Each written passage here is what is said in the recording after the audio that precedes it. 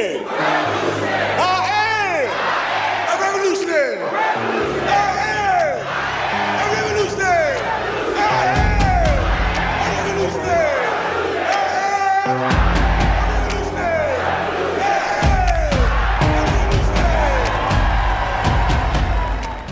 They may take our lives, but they'll never take our freedom!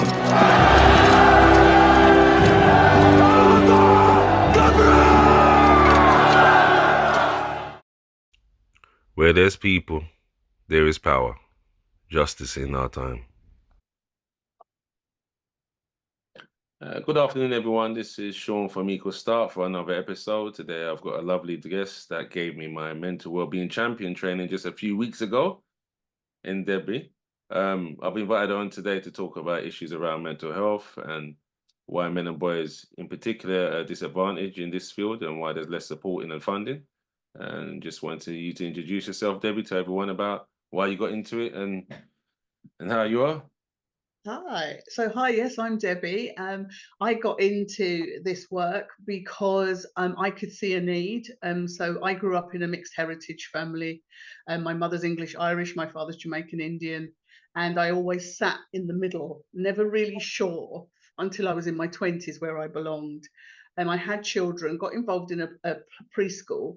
And what happened then was that I actually found that a lot of children were being taken into care from Black families, and that was around mental health. The mothers were experiencing mental health issues, or the fathers were experiencing mental health issues. So then I retrained again, and then I went, having been in commodities and broking in my first career, and then I started working in a Black project that was really cutting edge for its time, around Black mental health and advocacy and befriending.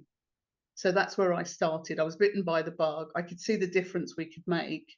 And that's where I started. And that's why I got involved in this work. And from there, I've just continued on the journey to sing and preach the word of good mental health and well-being. So positive psychology.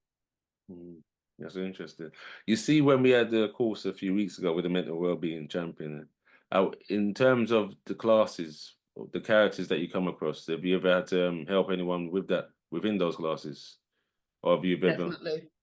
Definitely. Because what it does is sometimes it opens up the conversation. And as you know, having attended one of my sessions, it is very much about the safe space. I believe in getting from the brave space to the safe space. And for Black men and Black boys, that's a really difficult journey. It's hard enough for women, Black women, but for Black men, there are so many reasons why they struggle to get into that brave space, to actually then start talking. So yes, when we get into those safe spaces and people feel safe in those environments, people then start to disclose.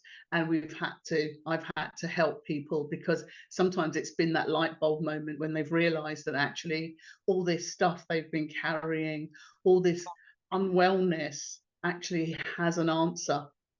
There is a reason, that it's not because they're a bad person or they're just weak or whatever else society tells them they are. Actually, there is a real reason why. That's true. And I think you experienced that in the group that you were in that particular day. There was disclosure made in that group about where people were coming from and the reality of the why. When people work out the why, then they can do something with it. So then we try very hard to support them to work with the why. You see, in terms of the culture, you think it's the culture that prevents, especially Black men and Black boys, in your opinion, that stops them from sharing and seeking help when they're struggling with mental ill health? Yes, I do. If you consider, I think Mind did a piece of work, and there was a report in, I think it was 2021, 2022, somewhere around there, that said men in mental crises were 40% more likely to access services through the police or the criminal justice system. And in that, they were more likely to, for themselves, being in seclusion and in restrained. And so people access mental health that way. So if you think 40% of those people who are struggling are picked up by the police, that's not a good number. That's not a great way for it to happen. So that means that we're not doing enough preventative work. that means that actually we're not having those conversations. And that means there must be a why, because I'm always looking for the why. Why does this happen? And my own experience, having worked with people who are in secure units and forensic secure units like Broadmoor, Okay. it has been an accumulation of things, an inability to speak because we don't do mental health very well. We're getting better as Black people, but we don't do it well. It's in some languages it doesn't even translate. Mental illness doesn't translate into some languages. So how do you express it? You say that, but I know it's on well, I know you're not really on social media. On social media, especially over I say the last 5-6 years, it's exploded. Everyone's talking about a therapy, and at work they've introduced like mental well-being days. Where I used to work at Jones Lang LaSalle's, it's like a facilities maintenance contractor. The meta contract they had for like in the headquarters in Warren Street in London, they gave everyone 2 well-being days a year off from work where they could go and do it for go and take it for like charity events or helping out in the community. And it was like a PPM, so it's not something where a manager could say, no, you're not going anywhere, I've got too much things going on, so we're not releasing you that day. They had to, otherwise the manager was reprimanded. So they made sure that everyone had those days. And yeah, if you're I've been calling those surprised. mental health and well-being days, that's not what I call them. That's charitable giving. A mental health well-being day for me, some charitable organizations have what they call duvet days, when if you haven't got too much on your calendar and you could reasonably take time out, you can actually have a day off, and there's no questions asked. So they give them like 2 duvet days a year, so that they can just take a day out. That's what I call a well-being day, when you can actually do something for yourself. If you want to use it volunteering, all power to you. But we're not very good at well-being. We're not very good at those conversations. Think about your generations before you. If there was mental illness, it was something that was hidden, or you get sent back home to whichever country of origin your family come from. So, in the case of Jamaica, you get sent back to Jamaica, and then you go. Of course, Many I've seen times that I've in been my on own flights. family. Yeah. Many times I've been on flights with people who are unwell, who are going back home. Yes, going back home, because they're being sent home. They're not necessarily wanting to go home, but the family here have said, go take a holiday in Jamaica. They probably have their passports taken away by the family when they get there, because they think that, They will yes, sort them out.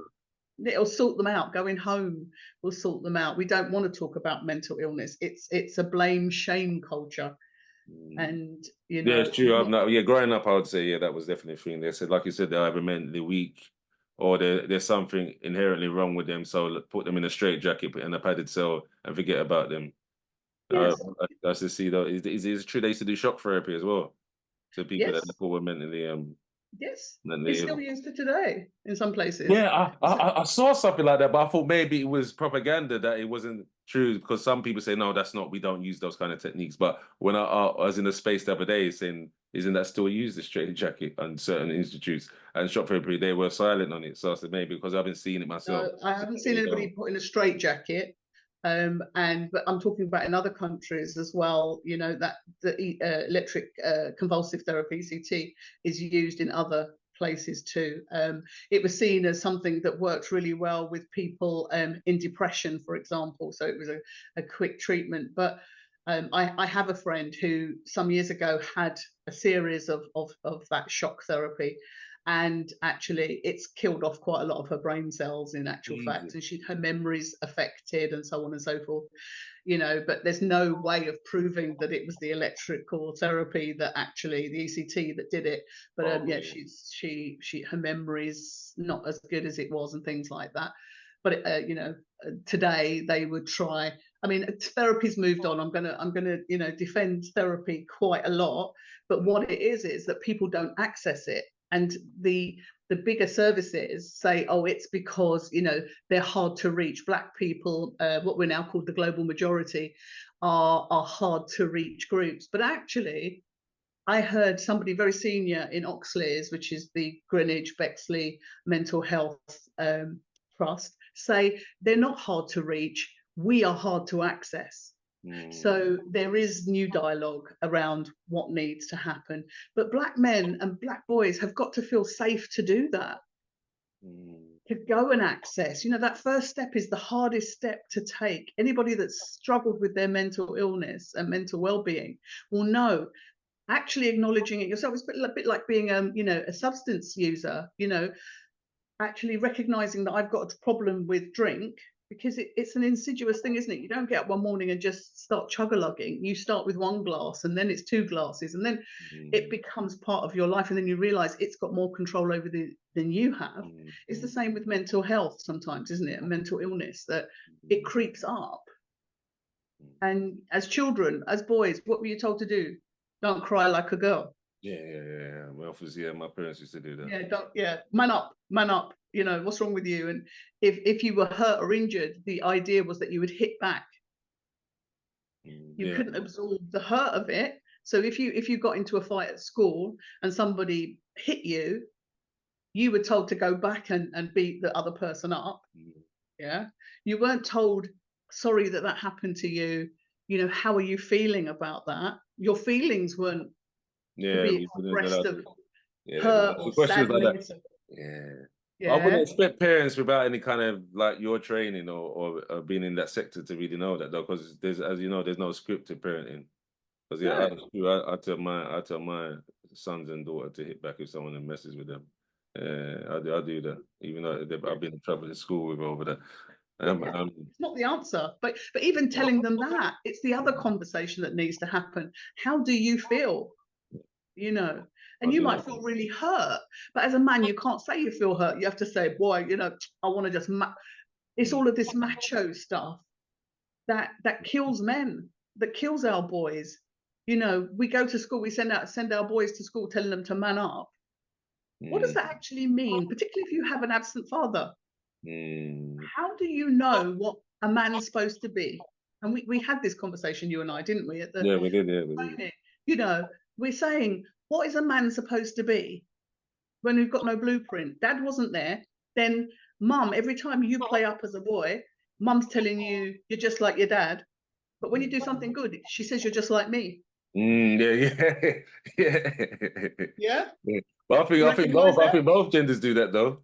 My dad used to do that, and my mum used to do that, to be fair. But if you're growing up in a single home, lone parent home, you know, this is why we see a lot of the gang issues, isn't it? You know, I work with gangs as well, as you know. And one of the biggest problems is that thing about dad, you know, and looking for that father figure, but not really knowing what that looks like. So either they go to Top Boy or somebody higher in the gang, and that becomes their father-like figure, or else they step in at home. I see this in so many black families where the gang member steps in to be dad. So he becomes the discipliner for his younger siblings. He becomes the protector for his mother. I've got a boy serving life for that very thing, because his dad left, and his mum, they started bullying his mum up and down the street because they knew he was in a gang. He went for the boys that did that. He stabbed the boy 40-something times. Jesus. The boy didn't die. But he survived. No, he didn't die. He didn't die. He didn't die.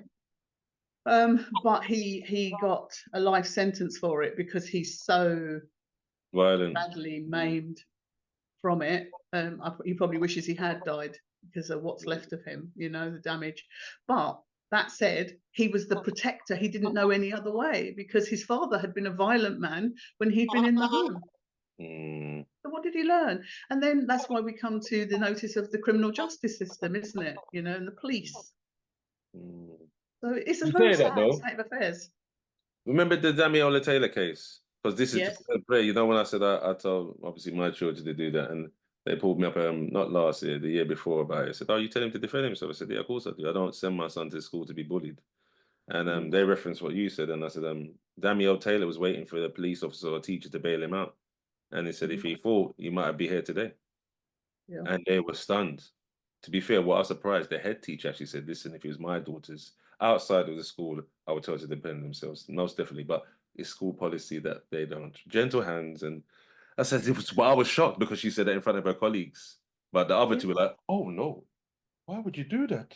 Why would you think? I said, I'm telling you, I said, I've been bullied. I said, year 8 and year 9 at secondary school, I was bullied. Like, I didn't have a fade haircut. I didn't have, the latest trainings because my parents bought their first house. I went from having Nike to having high tech. I had to wear my school tracksuit most of the time as like weekend clothes. So I used to get mocked for it. And I didn't smoke either, and wasn't interested in hanging around the tennis courts. I like to play football with like the mixed crowd where we had Asian and white people as well.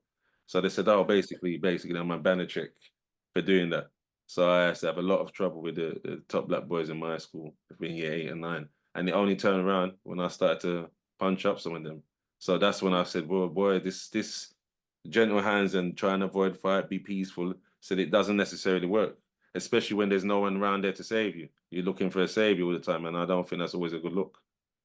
And interestingly, I teach about advocacy, and I teach my young people that actually your mouth is more powerful than your fists or a knife or a gun, because those things, those weapons, determine your life. You have control over your mouth, but once you use a knife or a gun, that's taken out of your control. You've lost control now. And I don't want you to lose control. So here, let's have a talk about how you can say what you need to say without smashing up the housing office, without threatening people's lives. There is a way. Let's have a look at that, because I wrote a program, I think I told you, in 2002 going into 2003 called Choice to Change, because a lot of our young people don't think they have a choice to change. They cannot advocate for themselves. We all want to belong to something, that tribal thing. Yeah, of course. And Yeah, like definitely. you just said, you went from Nike to high tech. You then became excluded. And when we're excluded, we want to belong. You were strong and you didn't, engage with it. But a lot of young people will then substitute the money that your parents now no longer give you because they bought a house with gang money. So going and doing county lines and all sorts Yeah, of see, nonsense. in my time, I was too frightened for getting a beating from my parents over that, so I wouldn't dare do that. You see, I mean, I never actually became rebellious until I was maybe I say 19, when I started to get my I used to work at the Royal Mail sorting letters in West London, and then I had a little thing of doing door work, and then I was doing my A-levels as well. So I said I did like kind of semi-independent. So I was never beguiled or I had people offering me, said, "Oh, well, how about doing this?" I said, "No, no, I'm all right. I'm a working man." And I said, "I don't want to be looking over my back and things like that." Yeah. But So your parents could manners you back in the day. Parents could deal with their children as they saw fit. But what now happened was, because the Children's Act, and whilst the Children's Act has some really great features, it also took away some of the powers of parents, or rather, it didn't. But parents, it was interpreted in such a way that you couldn't. And schools became more vigilant about how children presented at school. Quite rightly, it makes sense. But parents felt, oh, if I chastise my child in any way, my child's going to end up in care. Yeah, exactly. So And that's a big thing in our community, in the black community. You don't go and talk to child services. You don't tell school teachers what goes on in the house. Otherwise, they take you away. Yeah. Yes. Yeah, yeah. So you apply that to mental health. You apply that to mental health, Sean. Yeah. You don't tell somebody you're not well, because they'll take you away. There's always this big brother thing, isn't there? That there's a power somewhere, be it the police, be it the criminal justice system, or hospital, social workers. There's this power that can take you away from the family. And even if that's the best thing, because as you know, I look after children in care.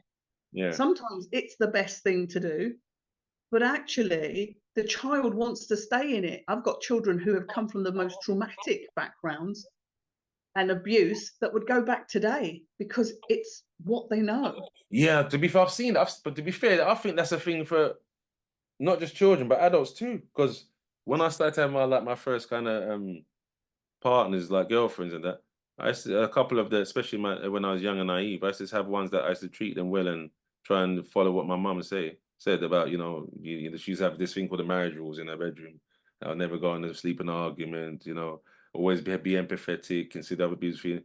And then some of the girls I had when I first started in the romance thing, they were like, basically, I was an idiot, or I was too soft.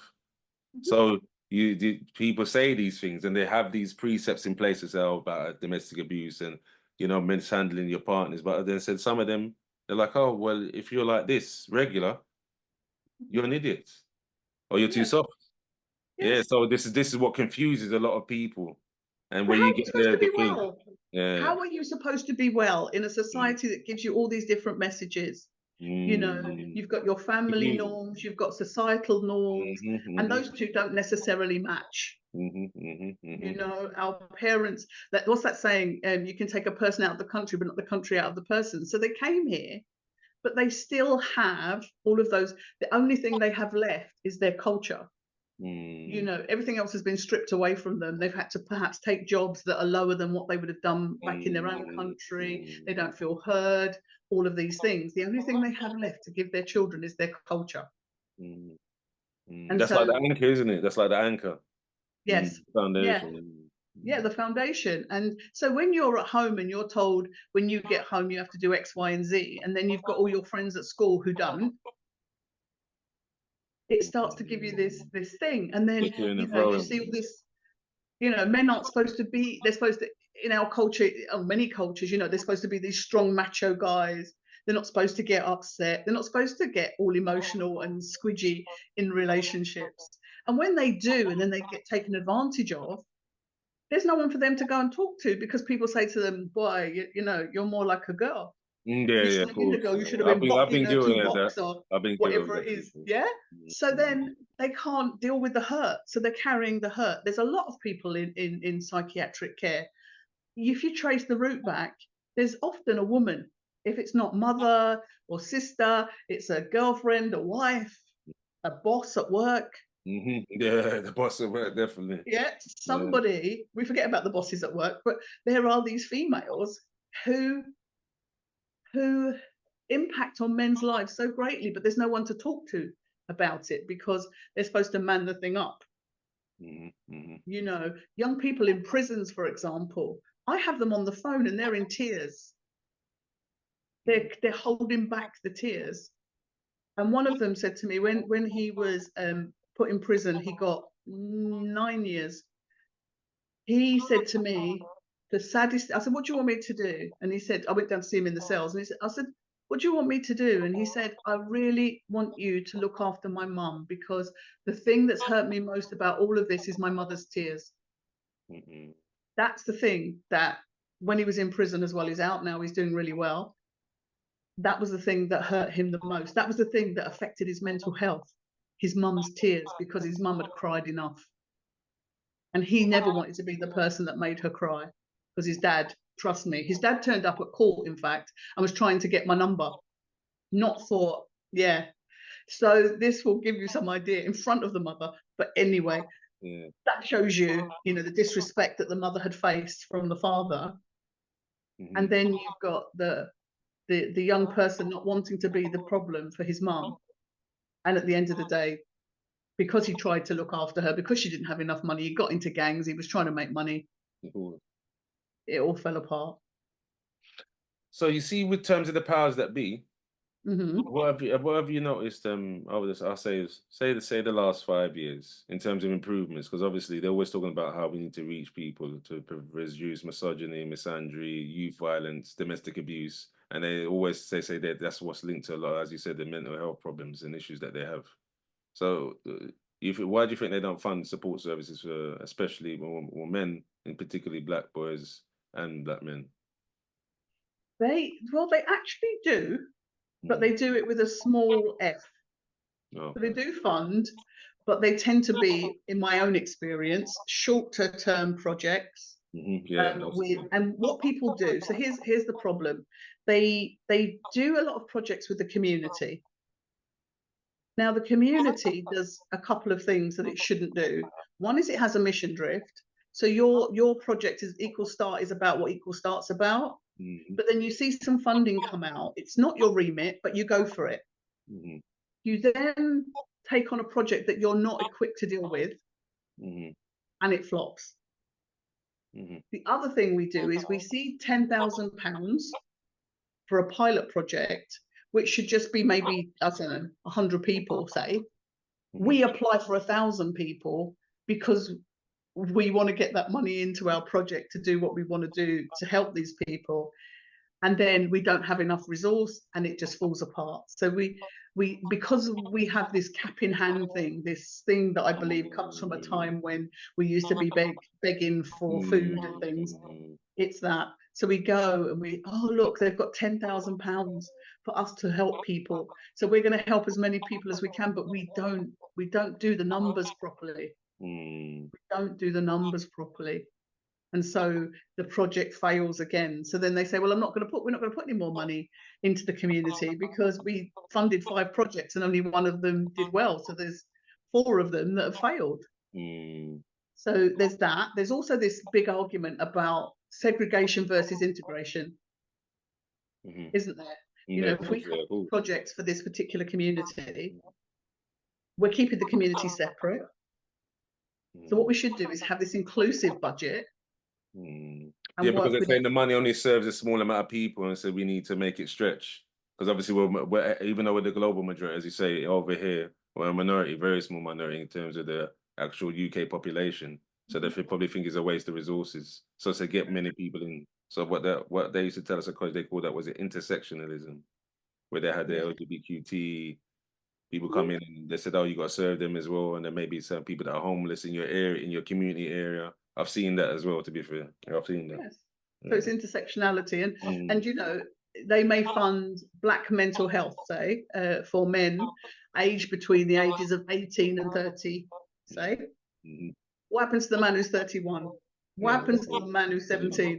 You know, he can't fit into that project. And then they might say, but you need to be inclusive, so you need to include transgender men. Now, the debate is another debate, and that will possibly prevent the people who are transgender attending it because of the biases shown by the non-transgender community. And they don't feel safe to speak about it, because of the prejudice and discrimination. So these projects aren't always well thought, but what we don't do is we don't make sure that we're at the table.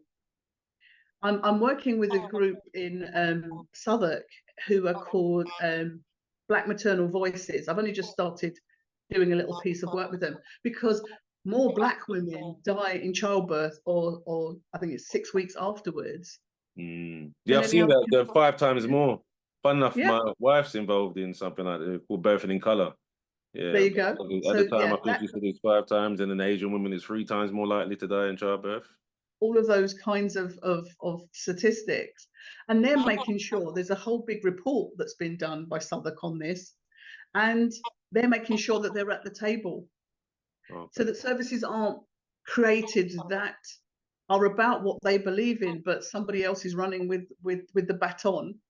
They are also part of it, and so that's where we also go wrong, because we're not at the table. We want to do things, we want to be proactive, but we don't know how to get to the table. So you need to do a training course on that then, see? That's why I connected with you, you see? Anytime, because I am very much about, there's a lot of things that I've read in my time, but one of the things that really, really impacts on my thinking around the Black man is the teachings of the Honourable Minister Farrakhan.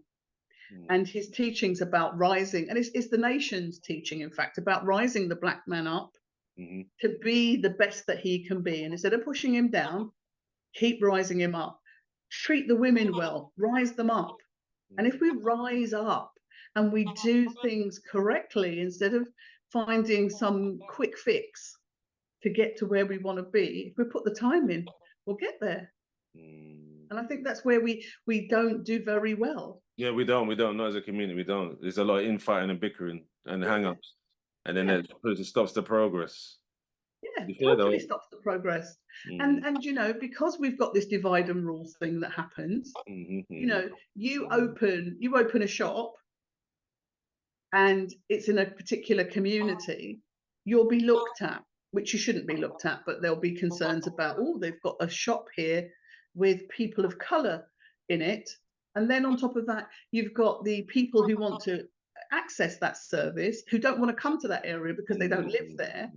But how do we progress? How do we stop just having all of our shops in one particular area, irrespective of which community, whether that be the Latin Americans, the Blacks, wherever? How do we get out of this kind of almost ghettoized way of living? You know, if you think of somewhere like Peckham, If you think about Peckham, most of the shops are for people of not European descent. Yet it's all in one area. You don't find those shops everywhere, so you have to go to Peckham to get something.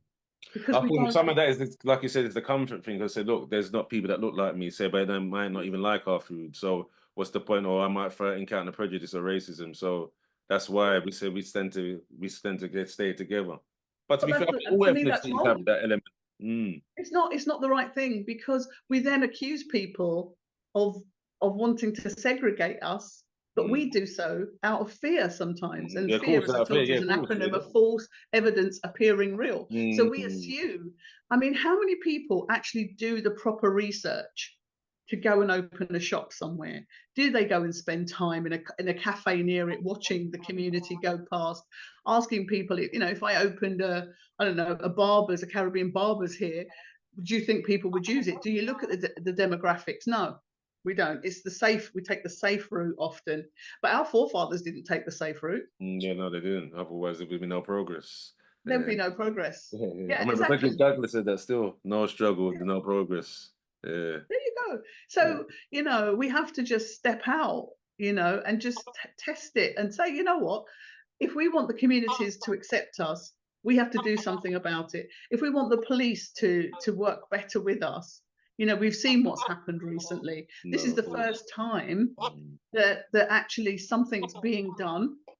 That normally they get away with no charges, they don't Yeah, go of before course. the courts and all this Yeah. kinds of thing. It's actually changing, but we're so hooked on what didn't happen, we're not looking at what has happened and how we can get involved in that dialogue. Yeah, that's true. Yeah, we're all on that, what should have happened and all the rest of it. But actually, if we look at what has happened, we can get the momentum to push it forward, to keep the dialogue going, for it not to die here, It's true. It's true.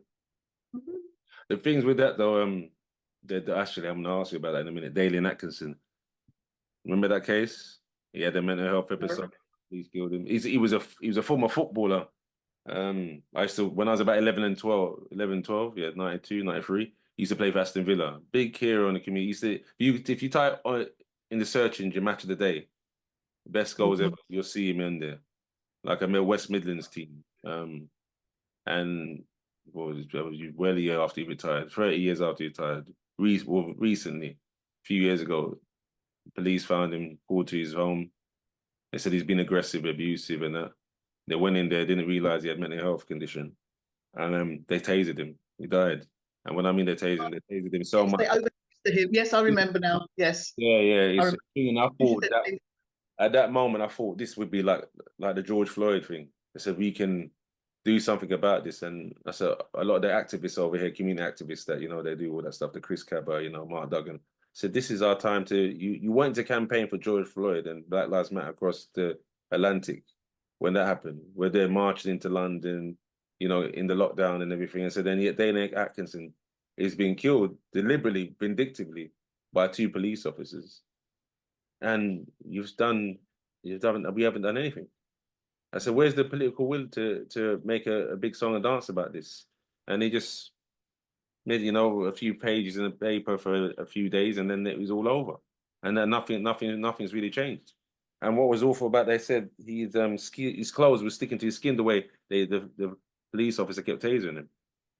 That's what was horrified. And they said while after they'd done that, they kicked him in his head.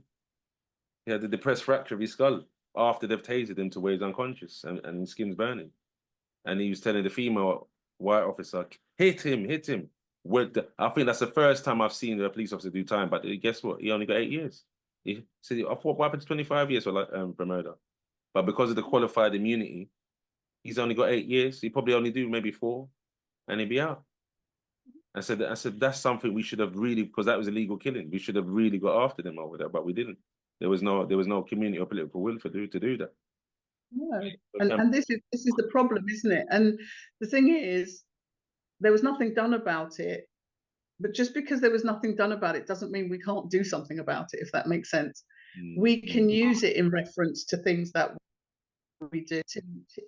you know, these people died and they shouldn't have died, you know, and so we need to make sure that they're not forgotten by doing something to change. And even if it's just one person having that conversation about the elephant in the room, you know, the police, they're not really well trained around mental health, and I'm not excusing their behavior at all, but they are not well trained around mental health. You'll find a lot of kind of GPs who are not well trained around Yeah, of course. Yeah, I've seen that myself. mental.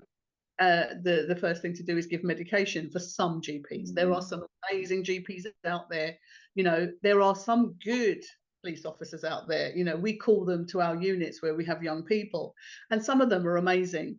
They work really well with it. Some of them, they haven't got a clue, and it's about training and support for them. And I think we need to go in there more and talk to them. We know we do all this, oh, we can't join the police force because blah blah blah. Yeah, You know, informing, it's snitching. Yeah, I can understand that people worry about that, and they say you're playing both sides like politicians. So I can understand the concerns, even though it's not always the best way to operate.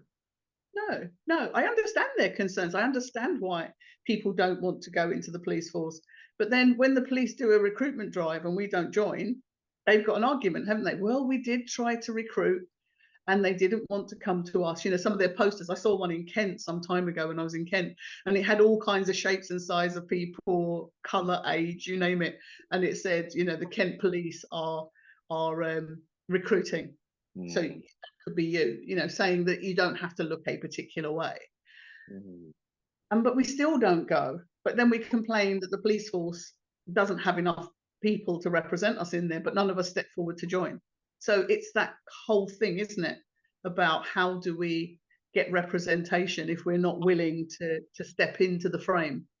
You see, what I'd like to see with that, in particular with that, I recommended at the Malpac, the mayor's office a few months ago, and I'm a council leader.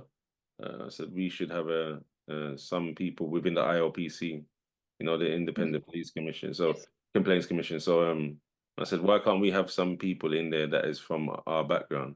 I said, what I noticed, the staff members that go in there usually retired police officers. So it's like you're marking your own homework. So I said that is a recipe for corruption and neglect and abuse of power. What they call it, public malfeasance. So I said, well, that's where I'd like to see us in those kind of areas. Definitely, and a regulator watchdog as well, where we've got executive powers, not just a dissenting voice, where they said, oh yes, like they're doing it with Say Holmes at the moment. Say Holmes, he's got a kind of community interest group in Elephant and Castle, and now they've nominated him to be some kind of leader for the community. And I spoke to him not spoke to him I messaged him on Instagram and said, look, you're doing this mayor's office and liaising with police and criticizing them, but I said, you're the lone voice crying in the wilderness. So they can just say, yes, for the appearance of seeing that they've got a voice around the table, but you got no executive power, so they can just, we'll take it under advisement, but we're going to do what we want to do anyway. That's why some people said, you know, there's no point in doing that. There's one of the hosts that helps me with this, and Parent Dilemma, he had a project in Birmingham like 15 years ago, and he said he had better outcomes for all the other community projects in terms of reducing youth violence. But I said, what happened when they had a change of, I think, is it Borough Commander? He turned around and said, listen, we're stopping all that right now. We don't do social work. That's it. And then they pulled the funding for that, and it was all over. All that work for nothing.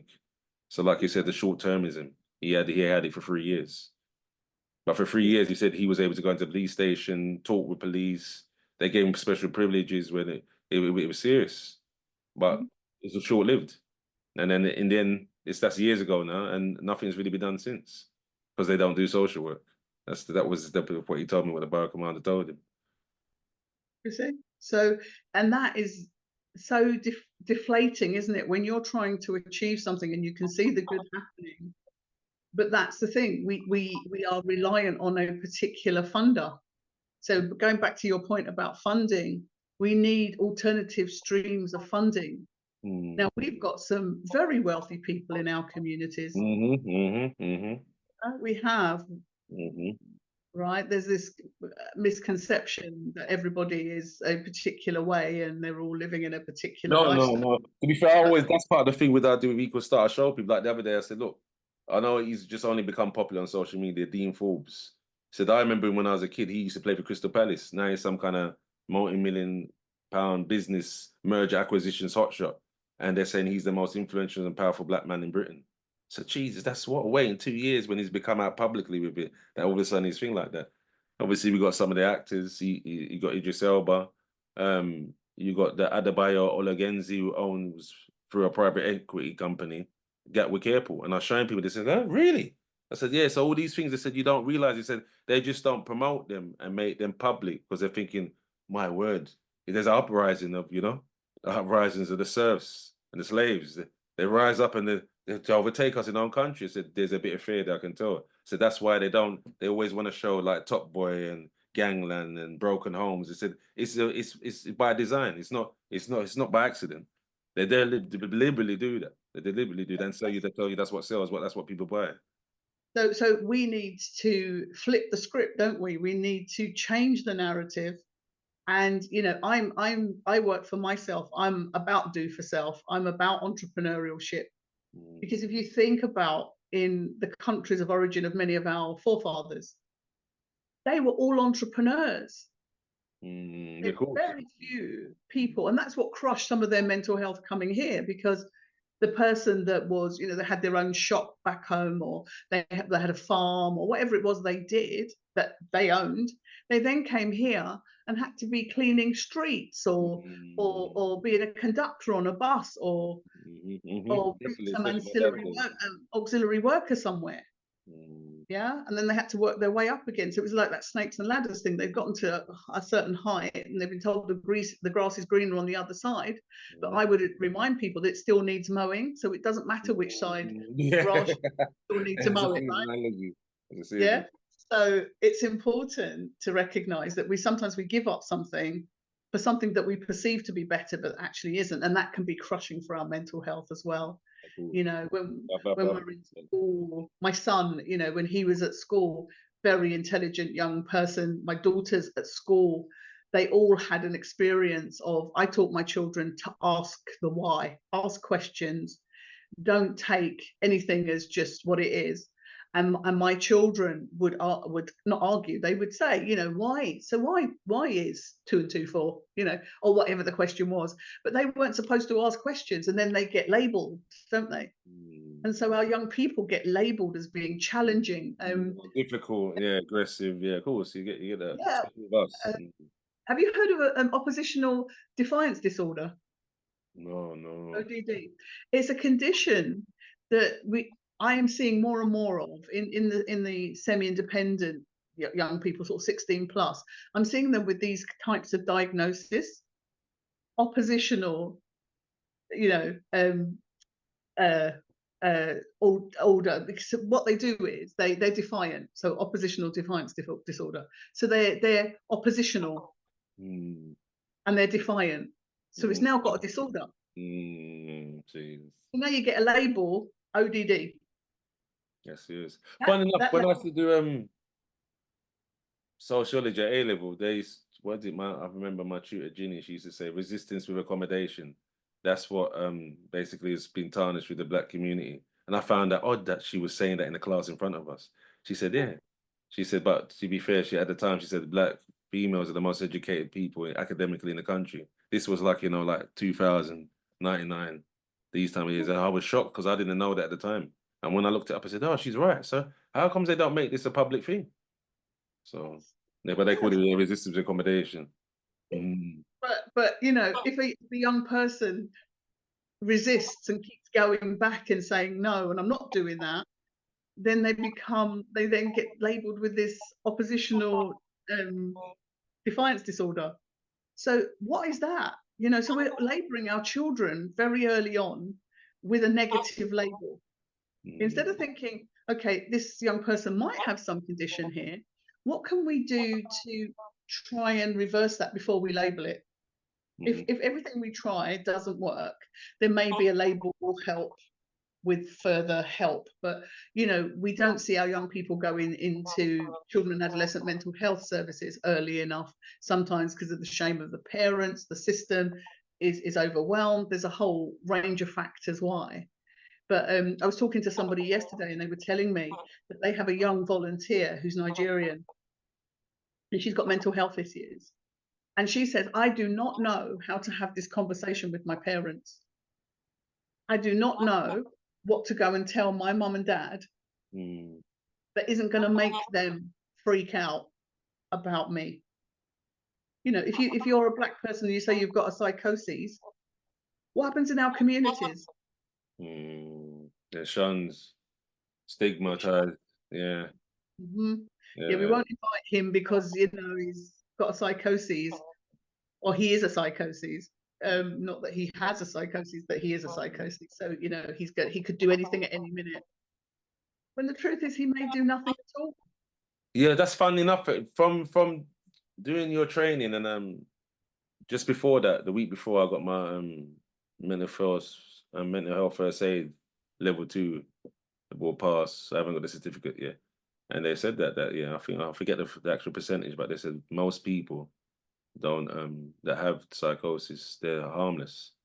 But I said because obviously the film industry and the media and work, they're thinking, oh, he's a hatter, he's a nutter, or she's a nutter.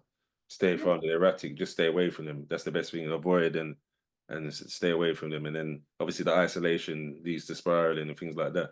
So I found that quite interesting. Yes. And the thing is that, you know, people with, as I told you, severe mental illness are more likely to die 25 years younger than their peers. People with psychosis are more likely to harm themselves than others. Yeah. That's something that we hear. This is not the story that we hear. So we need to be mindful of using social media, that we don't use that as a reference point. Because what we're seeing is more young people coming through the system who have eating disorders because social media tells them they're too big or too whatever's wrong with them as far as social media says. Everybody's supposed to look like Kim Kardashian and Taylor Swift and all of these people, so we start bleaching our skin. The products that we use affect our endocrine system, you know, our reproductive systems, you know, this false hair. I do a workshop. Of course, that's worse, because look, all them years I said, why is it that so many of our women get fibroids? And I think, and then the only reason they said, relaxants, hair oils like Dax seeping into the bloodstream, toxins. I said, Jesus, no. I always wondered, said, why do we get that more than like European Asians? Because of the way we treat our hair and the products that we use. But it's taking like a generation to actually find out. You know, the cheap weaves that people put on their hair, you know, the cheap ones that we see young girls wearing, they're made of the same things that, you know, those little plastic sofas that you have, the fake leather sofas, faux leather. That plastic sofa is made of the same chemicals. And that's what they're putting into their bloodstream, as you quite rightly said. But because they want to fit in, again, it's that everybody wants to fit in. We're seeing young people with permanent alopecia. Yeah, I know, I've seen it. I know. Well, I've never seen so much bald women. When I was young, unless they had like cancer or leukemia, you never saw a bald lady. Now it's like it's almost happening as much as it does to men. They're receding from the back, from the side, looking at him like Naomi Campbell. And I think she won't give it up. She won't give up the false hair. And by just covering up her wigs. It's what she perceives as her identity. You know, I've got cousins back in Jamaica who were very dark. When I went back, they were lighter than me.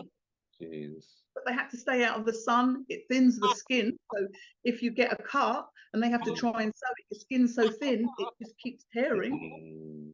You know, what are we doing to ourselves in order to fit in? You know? You say that with the hair, though. I clashed with someone on another podcast recently. And they were saying, no, I like it because it's manageable, Sean. It's not a case of I don't like my own hair. It's manageable and I don't have to take care of it too much. And it protects my hair and allows it to grow. So you've got them people in that kind of camp as well. It's easier to manage. So, yeah, it's with these things I notice it's not monolithic at all. No, it's not. And the thing is that people are entitled to have free choice. I'm not against free choice. What I'm against is people not making educated choices. Of course, yeah, I'm big for that as well, because a lot of it is propaganda. Go for it, but make sure you know what you're doing when you do it. It's informed that you know both sides of the coin, the drawbacks and the advantages. You can see Europe is now embracing something out. You know, I grew up, as I told you, my one side of my family is English Irish. They weren't into creaming their skin and moisturizing. Now look, the UK. It's coming from somewhere, right? It's coming from other cultures bringing that here and saying, do you know what? We look this good, black don't crack, because we look after our skin. And of course, now we see people looking after their skin, even babies and I things like know, I know. Cocoa butter, shea butter now is a common thing. Before, I couldn't see these things. It's only taken me from the 90s to now to see the total transformation around that. Some of the old things that I thought was just my parents and grandparents, like old wives' tales, now become mainstream, holistic, you know, and well-being, care, personal care is serious. So I said it wasn't all wives' tales, and they didn't need no scientific or clinical research to know that. They just knew from experience and practice. Yeah, all so this herbal stuff yeah. they're doing here. Back in our own countries where our forefathers are from, you get sick, you go to the bush, you go and pick a bush. In 2022, 2021, 22, I had pneumonia. I was really ill. I got COVID pneumonia. And then I've got pneumonia again. And my partner boiled bushes. All of their antibiotics, their steroids, forget it. The herbs that he gave me were the things that restored me, that nourished my body, that brought me back to health. It wasn't the antibiotics, because they weren't working. The doctor was like, I don't even know what antibiotics to give you next. And the steroids were just making me even bigger than I already am. And not doing anything for my moods, I might add. And when he started to give me these things, I started to heal. That's it. See, proof. That's proof is in the pudding. See, All have, but it's about that educated choice. And if our people can make educated choices, then I'm happy. If they make a choice, and it's, as I said to you, if you don't lack capacity, you have the right in law to make unwise choices. I agree So with if you. you That have has all to be the, the basis for anything. No matter what ideology you have, I said that has to be the basis for all things. Give them an informed choice. So then at least if they make that thing, say, well, we told you. It wasn't, they weren't in the dark. yes, exactly. You know, people do things because social media tells them. They go on Instagram or TikTok and they see something on there and they think that's right. Then they go and do it and it doesn't work for them. But it might have been right for that person, but it doesn't necessarily follow it's right for you. So, Exactly. Not one size fit all. I used to tell my friends, it's not a snapback cap. It's no, fitted. but, yeah. So, and the thing is that, you know, we need to teach each other not what we think is best for people, but where to find information where they can decide. Because as I told you, I believe people are the experts in their own life. But it's how we demonstrate that expertise. And sometimes we don't look like the expert in our own life, which is why we struggle in certain environments, because we don't get the information. I was in a barber shop one day, and barbershops, I love barbershops, as you know, but it's a place of misinformation. Yeah, it is. You can get the most messed up immigration advice you ever had in a barbershop. You can get the worst sex education in a barbershop. I was there. I was actually looking at it because I'm a consultant. I work in my own right. I was doing some work around this particular barbershop, and there was a man having his hair cut in the chair, and the barber was there, and he said to me, Miss, yes, and he said, isn't it true that when a horse is racing, if the jockey falls off, the horse will squeegee round the person. They won't tread on the person. See, And that's this what. is what he said to the man in the chair. I said, well, the amount of people that died under the feet of horses. Jesus. Yeah, but he obviously not watching regularly himself because even though I weren't really a horse racing man, my dad used to watch it on Channel 4 and I saw people get trampled. Yeah, I think I did Lester Piggott and things like that, and I don't know the race ring like that. And I seen her get trampled. I said, "Geez," especially when over those what the hurdling ones where they used to jump over them kind of bush fences. And said, "Jesus, why would they do that? That's dangerous." Exactly. But you know, so that man, if we hadn't had that discussion and I told him that was nonsense, that man would have gone away believing that horses squeegee around people when, and that was his exact word, squeegee around people when they drop. So that's a minor because he's unlikely to be under the hooves of a horse. But you know, wrong information about sex and, oh well, if you do this, that won't happen. And you know, these things about, oh, you don't need to do your life in the UK test if you've been here X amount of years. Yeah, that's a That. common one. Some nonsense that you hear, but yet they're a place where people go for information. So surely we need to educate the barbers so that they can, about where to find the information so they can educate others. And then people won't have their mental health messed with it in quite the same way. That's true. All right. Well, thanks very much for coming on today. You're welcome. But hopefully we do this again soon. And I'd I love would like to ask you some advice about obviously creating a revenue stream so where we don't have to rely with cap in hand from yes. government. Oh And yes, yes. because I've got some ideas around, the event stuff, obviously membership subscription, like education, pay-per-click advertising from the mediums like this, affiliate marketing, things like that. Because I'll show people there's ways to do it. There are ways to do it, but we'll have to do it as a community because obviously one person can't fund everything. Oh, Regardless of philanthropy. you've got people who can support. What we do is we become mistrusting of people for obvious reasons. But the thing is, don't mistrust until you've tested.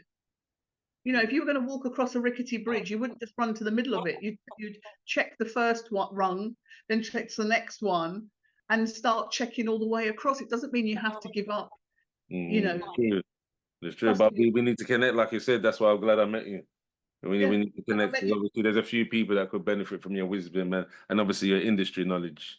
Because a lot of the people they may get to a certain point and they hit a glass wall and they say, you know what, what's the point? I'm constantly struggling there. It's not the best paid environment, so I'm just gonna go out and do something else, and then we suffer, and then it goes. There's no connecting the generations, like what they used to say that Christian song where they said you bind everyone together with chains that can't be broken, and then the link in the chain's broken, and then the whole thing just falls apart. Yes, There's not that passing on the baton to anyone in the next generation, and we don't log and detail these things that you can. Like I started writing a kind of like dossier from like 19, and as I got older and thing, I said, I'm gonna give this to my kids, and I'm gonna add things to it, not just have it journaling about my feelings, but what I've seen in life and maybe industries of the future where they can invest, what they can do. And because from reading, I said, oh, that's what a lot of these fancy aristocrats do. They got these memoirs, and they kind of pass it down or they commercialize them. So when I said to my mum and dad, said, oh yeah, big ideas, where money that bring? So you get all that still. So yes. I'm hoping for me personally, I'm hoping to change that. Our parents didn't want us to take risks. My mum and dad were of the old school, yeah. And me being the only entrepreneur, one of my younger sisters has become an entrepreneur, but I was the first entrepreneur. I don't work for anybody. I work for myself. I choose who I work for. I've reached a point in my life when I can pick, choose, and refuse. And that's an important thing. But I know the struggle to get here, and I know that I have to have faith in my abilities and my skill sets. So I'd be delighted to do something with you around, Yes, marketing, it's needed, it's thinking needed. about, joining forces with other people and not being scared to do so by using documents, memorandums of understanding in terms of reference. And that's things we don't do as Black people. We do the old, yeah, just get involved. And we don't, Yeah. All informal, yeah. yeah, It doesn't help with the legalese there. doing things in the right way, contractually, making sure that we keep everybody in that process safe. Yeah. So It's true. We don't do that enough at as a some community. point, but it's lovely to be here. Thank you so much for inviting me. I feel really privileged. This is my first podcast. It Serious? is. Yes, I'm a Serious? podcast. I was shocked with the way you talk and that, and the kind of work you do. I thought maybe you just haven't done any for a while. No, I've done a podcast, and I'm being told that I should. I'm writing some books at the moment. There's two books that I'm writing. One is about how to get off the runway of your life. And also the other one is called After the Dolly, which is about the Asian part of me and what Asian women experience. I don't know if you know, but Sikh women, when they leave the home to get married, they have what's called a dolly, and it's the official leaving of the family home to join your husband's home. Okay. Now, if in-law, she will move into the in-laws' home. This can be a nightmare because she knows how to operate and live in her home. They may be the complete antithesis of that, and it really affects their mental health. So both my books are about mental health, but this is from an Asian perspective about what happens when you move into that home and what happens to women. It's in memory of a friend who ended her life through alcohol because she couldn't cope after the dolly. Okay. So yes. Well, look, we'll see. We've got a few more episodes to do then. But we got enough. We got enough. Anytime you want me. All right. Thanks for signing, everyone. This is Yeah, Debbie with thank you very Sean, much. the Equal Star. Justice in our time. Where there's people, there's power.